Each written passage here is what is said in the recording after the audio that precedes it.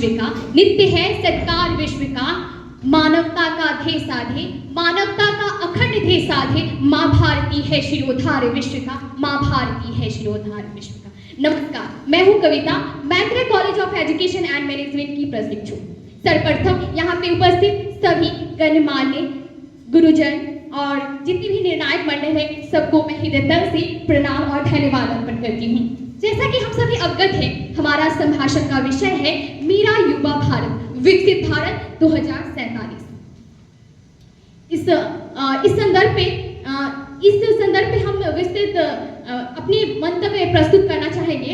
जैसा कि हम जानते हैं, अमृतकाल के 100 वर्ष में शेष 25 वर्ष में एक ऐसे स्वर्णिम भारत का निर्माण करना है जो हर दृष्टि से सबल और सक्षम हो, जो युवा शक्ति जैसे शक्ति से संदर्भित हो, जिसमें निर्माण और नेतृत्व की शक्ति समाहित हो, जो प्रगति के पथ के सभी आयामों को प्राप्त कर विश्व पटल पे प्रतिष्ठित हो। विकसित राष्ट्र का तात्पर्य क्या है?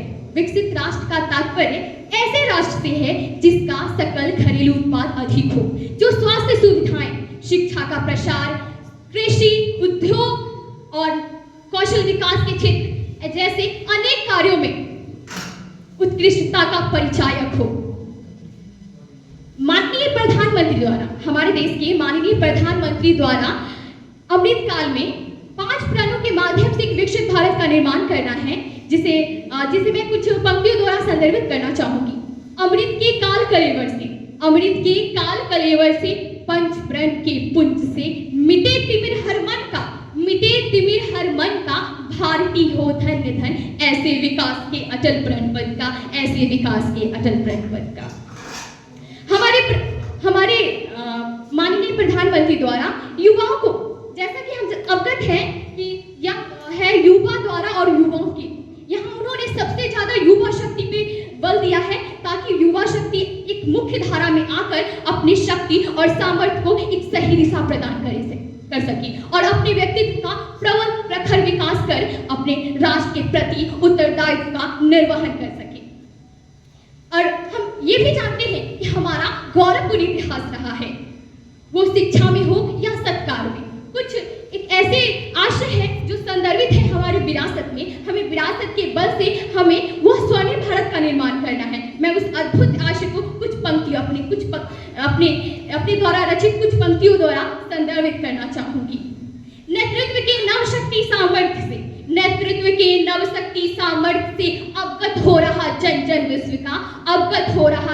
विश्व का, वसुधैव कुटुंबकम के अद्भुत आशय से माँ भारती है शिरोधार्य विश्व का, माँ भारती है शिरोधार्य विश्व का।